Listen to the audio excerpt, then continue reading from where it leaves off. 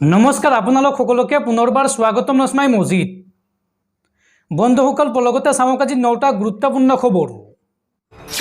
প্ৰথমটো খবৰ, উৎকট গৰমে দহিছে ৰাজ্য আৰু গৰমৰ বাবেই আজিৰ পৰা সকলো স্কুল কলেজ বন্ধ ঘোষণা কৰা হৈছে। আজিৰ পৰা চৰকাৰী বেচৰকাৰী সকলো শিক্ষানুষ্ঠান বন্ধ ঘোষণা কৰিছে চৰকাৰে। উৎকট গৰমৰ মাজতে বিদ্যালয়ক লৈ প্ৰশাসনৰ বৃহৎ ঘোষণা। ইয়াত সামান্য ভুল আছে, কাইলৈ নহয় আজিৰ পৰা অৰ্থাৎ মঙলবাৰৰ পৰাই চৰকাৰী বেচৰকাৰী সকলো শিক্ষানুষ্ঠান বন্ধ ঘোষণা কৰা হৈছে। ছাত্ৰ ছাত্ৰীৰ স্বাস্থ্যৰ প্ৰতি লক্ষ্য ৰাখি বিদ্যালয় বন্ধ ঘোষণা কৰিছে শিক্ষা বিভাগে। 24 ছেপ্টেম্বৰ অৰ্থাৎ আজিৰ পৰা 27 ছেপ্টেম্বৰলৈকে বন্ধ থাকিব সকলো বিদ্যালয়।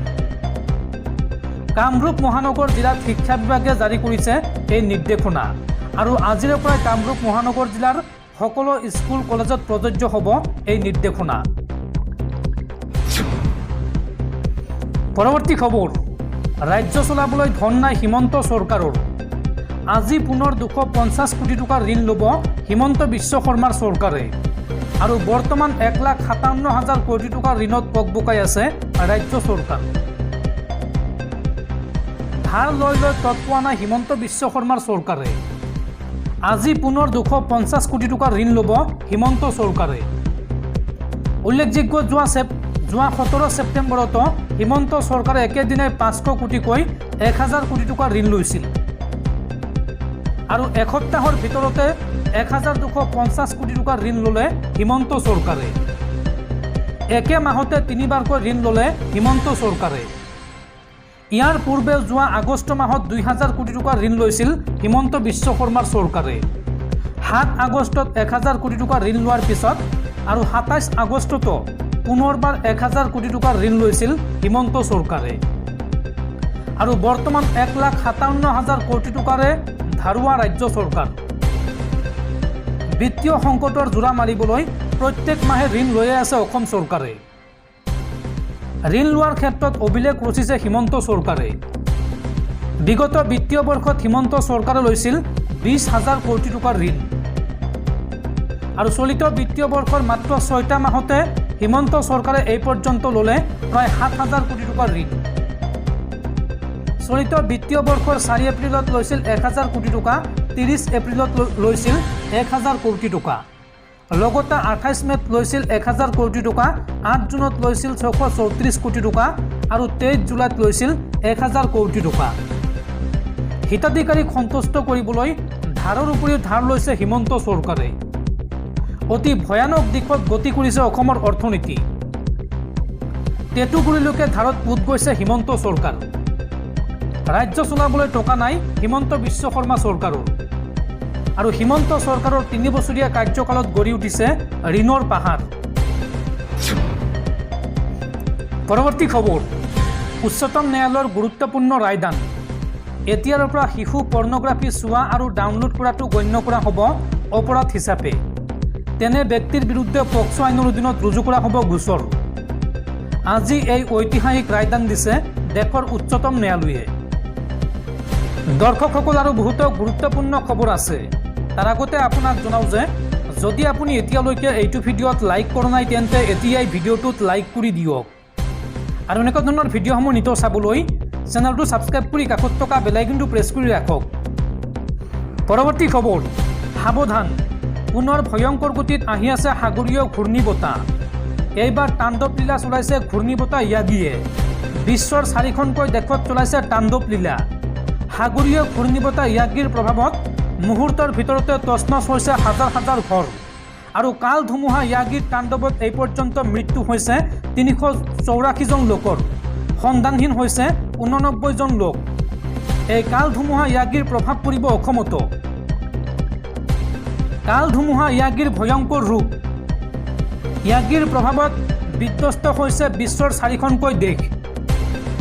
সামুদ্ৰিক ঘূৰ্ণীবতাহ য়াগিৰ তাণ্ডৱত কম্পমান ম্যানমাৰ, ভিয়েটনাম। ম্যানমাৰত এই ধুমুহাৰ ফলত এই পৰ্যন্ত মৃত্যু হৈছে 384 জন লোকৰ। ভয়ংকৰ কালবৰ্ণীৰ আৰু বানত সন্ধানহীন হৈছে 89 জন লোক। 30 বছৰৰ ভিতৰত শক্তিশালী ধুমুহা হিচাপে পৰিগণিত হৈছে ঘূৰ্ণীবতাহ য়াগি। 1,68,000 বাসগৃহ ক্ষতিগ্ৰস্ত হৈছে ঘূৰ্ণীবতাহ য়াগিৰ ফলত। য়াগিৰ ফলত ক্ষতিগ্ৰস্ত হৈছে ম্যানমাৰৰ প্ৰায় 9 লাখ লোক। উত্তৰ ভিয়েটনাম, লাওছ আৰু থাইলেণ্ড হৈ ম্যানমাৰত তাণ্ডৱ চলাইছে ঘূৰ্ণীবতাহ য়াগিয়ে। ঘূৰ্ণীবতাহ, বৰষুণ আৰু ভূমিস্খলনত বিধ্বস্ত চুবুৰীয়া ৰাষ্ট্ৰ ম্যানমাৰ। প্ৰায় এসপ্তাহে 4খন দেশত প্ৰচণ্ড শক্তিৰে বলি আছে ঘূৰ্ণীবতাহ য়াগি। উত্তৰ ভিয়েটনামত সামুদ্ৰিক ঘূৰ্ণীবতাহে তছনছ কৰিছে জনজীৱন। ঘৰ দুৱাৰ, সা সম্পত্তি জাহ গৈছে ঘূৰ্ণীসৃষ্ট বানত। আৰু উত্তৰ পূবতো ঘূৰ্ণীবতাহ য়াগিৰ প্ৰভাৱ অনুভূত হৈছে। দিশ সলনি নকৰিলে উত্তৰ পূব ভাৰতত ক্ষতিগ্ৰস্ত কৰিব এই ধুমুহাই। অৰ্থাৎ অসমৰ লগতে উত্তৰ পূৰ্বাঞ্চলত প্ৰভাৱ পৰিব এই ঘূৰ্ণীবতাহ য়াগিৰ। পৰৱৰ্তী খবৰ, নাৰী কেলেংকাৰীৰে নাম সাঙুৰ খোৱা আছুৰ প্ৰাক্তন সাধাৰণ সম্পাদক শংকৰজ্যোতি বৰুৱালৈ সাময়িক সকা। শংকৰজ্যোতি বৰুৱাৰ অন্তৱৰ্তীকালীন জামিন মঞ্জুৰ গুৱাহাটী উচ্চ ন্যায়ালয়ৰ। গুৱাহাটী উচ্চ ন্যায়ালয়ে সোমবাৰে মঞ্জুৰ কৰে জামিন। 22 অক্টোবৰলৈ সাময়িক সকা শংকৰজ্যোতি বৰুৱাক। উল্লেখযোগ্য যে পূৰ্বে নিম্ন আদালতে জামিন নাকচ কৰিছিল শংকৰজ্যোতি বৰুৱাৰ। আৰু এতিয়া 22 অক্টোবৰলৈ অন্তৱৰ্তীকালীন জামিন মঞ্জুৰ কৰিছে গুৱাহাটী উচ্চ ন্যায়ালয়ে। পৰৱৰ্তী খবৰ, প্ৰচণ্ড গৰমৰ মাজতে ৰাজ্যবাসীলৈ ভাল খবৰ। ৰাজ্যত আহিব বৰষুণ। আৰু এই সন্দৰ্ভত ৰাজ্যবাসীক সাৱধান আৰু সতৰ্ক হোৱাৰ আহ্বান বতৰ বিজ্ঞান কেন্দ্ৰৰ। প্ৰচণ্ড গৰমৰ মাজতে ৰাজ্যত জাৰি কৰা হৈছে অৰেঞ্জ এলাৰ্ট।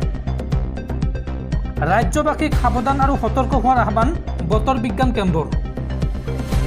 2টা দিনৰ বাবে ৰাজ্যত জাৰি কৰা হৈছে এলাৰ্ট। 25 আৰু 26 ছেপ্টেম্বৰত প্ৰবল বৃষ্টিপাতৰ সতৰ্কবাণী ৰাজ্যত বতৰ বিজ্ঞান কেন্দ্ৰৰ। বতৰ বিজ্ঞান কেন্দ্ৰই এই সন্দৰ্ভত জাৰি কৰিছে জৰুৰী নিৰ্দেশনা। 25 আৰু 26 ছেপ্টেম্বৰত ৰাজ্যত হ'ব প্ৰবল বৃষ্টিপাত। পৰৱৰ্তী খবৰ, সোমবাৰে চিপাঝাৰৰ পদুমপুখুৰী হাইস্কুলৰ শ্ৰেণীকোঠাত সংঘটিত হৈছিল এক লোমহৰ্ষক হত্যাকাণ্ড। জ্যেষ্ঠ ছাত্ৰৰ প্ৰহাৰত মৃত্যু হৈছিল এগৰাকী কনিষ্ঠ ছাত্ৰৰ। আৰু ঘটনা সন্দৰ্ভত 7জন শিক্ষক শিক্ষয়িত্ৰীক আটক আৰক্ষীৰ। লগতে 3গৰাকী ছাত্ৰ ছাত্ৰীকো আটক কৰিছে আৰক্ষীয়ে।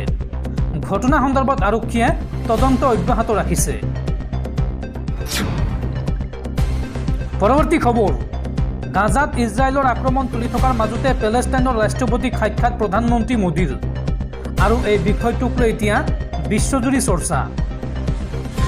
গাজাত ইজৰাইলে ধাৰাবাহিকভাৱে আক্ৰমণ সংঘটিত কৰি থকাৰ মাজতে ভাৰতৰ প্ৰধানমন্ত্ৰী নৰেন্দ্ৰ মোদীয়ে আমেৰিকাৰ নিউয়ৰ্কত পেলেষ্টাইনৰ ৰাষ্ট্ৰপতি মাহমুদ আব্বাছক সাক্ষাৎ কৰা বিষয়টোৱে এতিয়া বেছ চৰ্চা লাভ কৰিছে।